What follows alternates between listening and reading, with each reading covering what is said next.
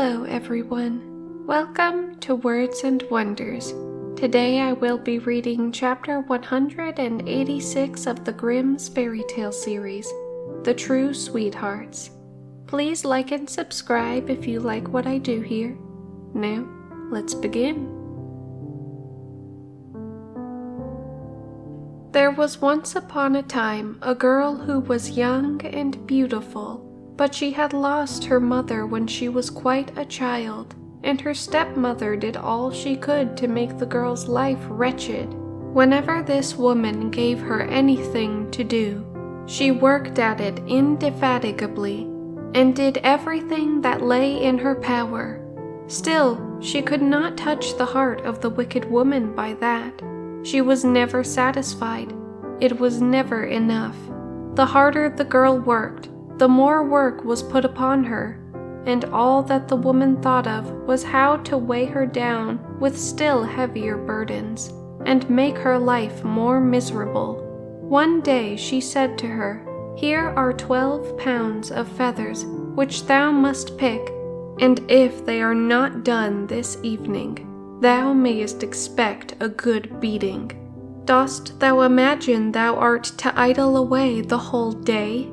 The poor girl sat down to the work, but tears ran down her cheeks as she did so, for she saw plainly enough that it was quite impossible to finish the work in one day. Whenever she had a little heap of feathers lying before her, and sighed or smote her hands together in her anguish, they flew away, and she had to pick them out again and begin her work anew.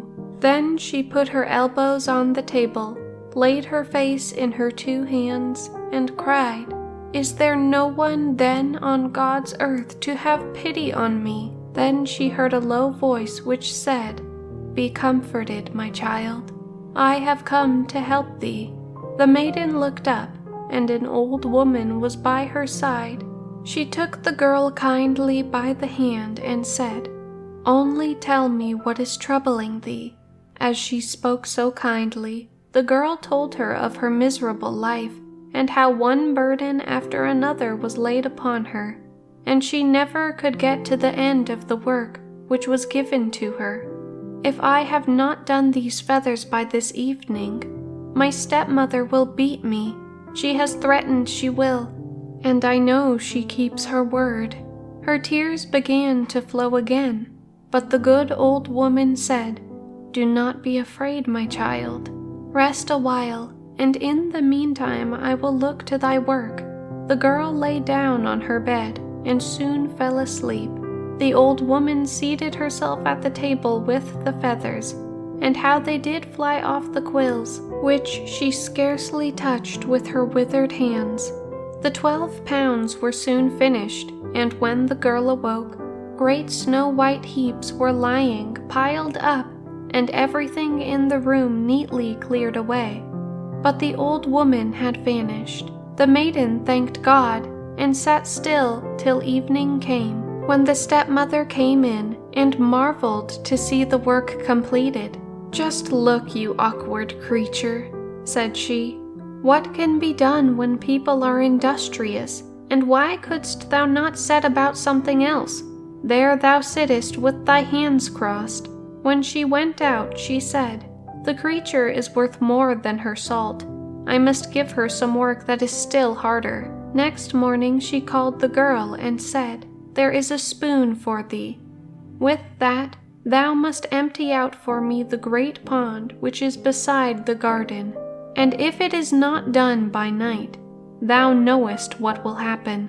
The girl took the spoon, and saw that it was full of holes, but even if it had not been, she never could have emptied the pond with it. She set to work at once, knelt down by the water, into which her tears were falling, and began to empty it. But the good old woman appeared again, and when she learnt the cause of her grief, she said, "Be of good cheer, my child. Go into the thicket and lie down and sleep. I will soon do thy work." As soon as the old woman was alone, she barely touched the pond, and a vapor rose up on high from the water.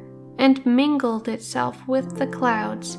Gradually the pond was emptied, and when the maiden awoke before sunset and came thither, she saw nothing but the fishes which were struggling in the mud. She went to her stepmother and showed her that the work was done. "It ought to have been done long before this," said she, and grew white with anger. But she meditated something new. On the third morning she said to the girl, "Thou must build me a castle on the plain there, and it must be ready by the evening." The maiden was dismayed and said, "How can I complete such a great work?"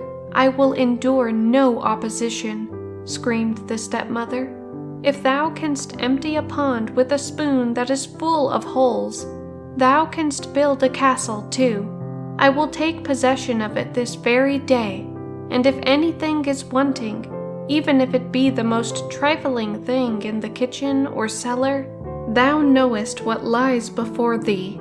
She drove the girl out, and when she entered the valley, the rocks were there, piled up one above the other, and all her strength would not have enabled her to even move the very smallest of them. She sat down and wept, and still she hoped the old woman would help her. The old woman was not long in coming. She comforted her and said, "Lie down there in the shade and sleep. I will soon build the castle for thee.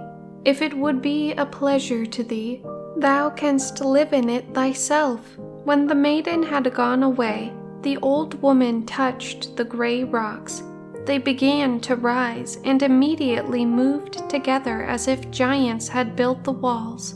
And on these the building arose, and it seemed as if countless hands were working invisibly and placing one stone upon another. There was a dull, heavy noise from the ground. Pillars arose of their own accord on high and placed themselves in order near each other. The tiles laid themselves in order on the roof, and when noonday came, the great weathercock was already turning itself on the summit of the tower, like a golden figure of the Virgin with fluttering garments. The inside of the castle was being finished while evening was drawing near. How the old woman managed it, I know not, but the walls of the rooms were hung with silk and velvet. Embroidered chairs were there, and richly ornamented armchairs by marble tables. Crystal chandeliers hung down from the ceilings and mirrored themselves in the smooth pavement. Green parrots were there in gilt cages, and so were strange birds, which sang most beautifully, and there was on all sides as much magnificence as if a king were going to live there. The sun was just setting when the girl awoke, and the brightness of 1,000 lights flashed in her face.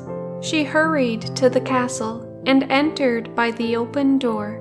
The steps were spread with red cloth, and the golden balustrade beset with flowering trees. When she saw the splendor of the apartment, she stood as if turned to stone.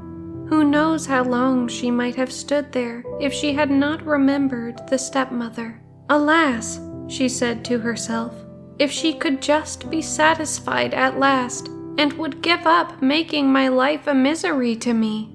The girl went and told her that the castle was ready. "I will move into it at once," said she, and rose from her seat. When they entered the castle, she was forced to hold her hand before her eyes. The brilliance of everything was so dazzling. "Thou seest," said she to the girl, "how easy it has been for thee to do this. I ought to have given thee something harder." She went through all the rooms and examined every corner to see if anything was wanting or defective, but she could discover nothing. "Now we will go down below," said she, looking at the girl with malicious eyes. "The kitchen and the cellar still have to be examined, and if thou hast forgotten anything, thou shalt not escape thy punishment." But the fire was burning on the hearth, and the meat was cooking in the pans. The tongs and shovel were leaning against the wall, and the shining brazen utensils all arranged in sight. Nothing was wanting, not even a coal box and water pail. "Which is the way to the cellar?" she cried. "If that is not abundantly filled, it shall go ill with thee." She herself raised up the trapdoor and descended, but she had hardly made 2 steps before the heavy trapdoor, which was only laid back, fell down. The girl heard a scream, lifted up the door very quickly to go to her aid, but she had fallen down, and the girl found her lying lifeless at the bottom. And now the magnificent castle belonged to the girl alone. She at first did not know how to reconcile herself to her good fortune. Beautiful dresses were hanging in the wardrobes. The chests were filled with gold or silver, or with pearls and jewels, and she never felt a desire that she was not able to gratify. And soon the fame of the beauty and riches of the maiden went over all the world. Wooers presented themselves daily, but none pleased her. At length the son of the king came, and he knew how to touch her heart, and she betrothed herself to him. In the garden of the castle was a lime tree, under which they were one day sitting together, when he said to her, "I will go home and obtain my father's consent to our marriage. I entreat thee to wait for me here under this lime tree. I shall be back with thee in a few hours." The maiden kissed him on his left cheek and said, "Keep true to me, and never let anyone else kiss thee on this cheek. I will wait here under the lime tree until thou returnest." The maiden stayed beneath the lime tree until sunset, but he did not return. She sat 3 days from morning till evening, waiting for him, but in vain. As he still was not there by the 4th day, she said, "Some accident has assuredly befallen him. I will go out and seek him, and will not come back until I have found him." She packed up 3 of her most beautiful dresses, one embroidered with bright stars, the second with silver moons, the third with golden suns, tied up a handful of jewels in her handkerchief, and set out. She inquired everywhere for her betrothed, but no one had seen him. No one knew anything about him. Far and wide did she wander through the world, but she found him not. At last, she hired herself to a farmer as a cowherd, and buried her dresses and jewels beneath a stone. And now she lived as a herdswoman, guarded her herd, and was very sad and full of longing for her beloved one. She had a little calf, which she taught to know her, and fed it out of her own hand, and when she said, little calf, kneel by my side, and do not forget thy shepherd maid," as the prince forgot his betrothed bride, who waited for him 'neath the lime tree's shade. The little calf knelt down, and she stroked it, and when she had lived for a couple of years alone and full of grief, a report was spread over all the land that the king's daughter was about to celebrate her marriage. The road to the town passed through the village where the maiden was living, and it came to pass that once when the maiden was driving out her herd, her bridegroom traveled by. He was sitting proudly on his horse and never looked round, but when she saw him she recognized her beloved, and it was just as if a sharp knife had pierced her heart. "Alas," said she, "I believed him true to me, but he has forgotten me." Next day he again came along the road.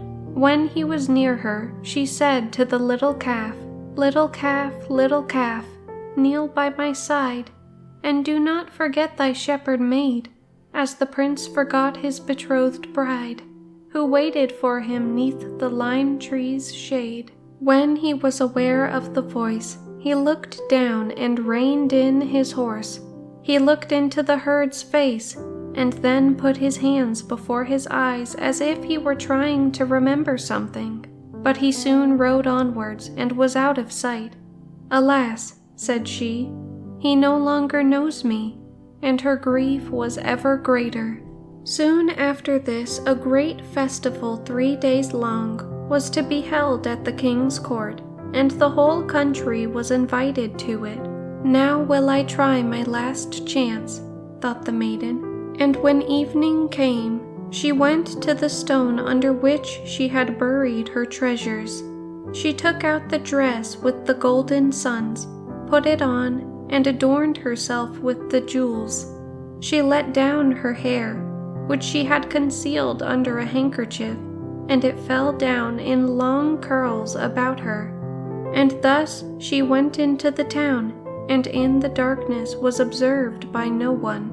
When she entered the brightly lighted hall, everyone stared back in amazement, but no one knew who she was. The king's son went to meet her, but he did not recognize her. He led her out to dance, and was so enchanted with her beauty that he thought no more of the other bride. When the feast was over, she vanished in the crowd and hastened before daybreak to the village, where she once more put on her herd's dress. Next evening she took out the dress with the silver moons, and put a half-moon made of precious stones in her hair. When she appeared at the festival, all eyes were turned upon her, but the king's son hastened to meet her, and filled with love for her, danced with her alone, and no longer so much as glanced at anyone else. Before she went away, she was forced to promise him to come again to the festival on the last evening. When she appeared for the 3rd time, she wore the star dress, which sparkled at every step she took, and her hair ribbon and girdle were starred with jewels. The prince had already been waiting for her a long time, and forced his way up to her. "Do but tell who thou art," said he. "I feel just as if I had already known thee a long time. Dost thou not know what I did when thou leftest me?" Then she stepped up to him and kissed him on his left cheek, and in a moment it was as if scales fell from his eyes, and he recognized the true bride. "Come," said he to her, "here I stay no longer," gave her his hand, and led her down to the carriage. The horses hurried away to the magic castle as if the wind had been harnessed to the carriage.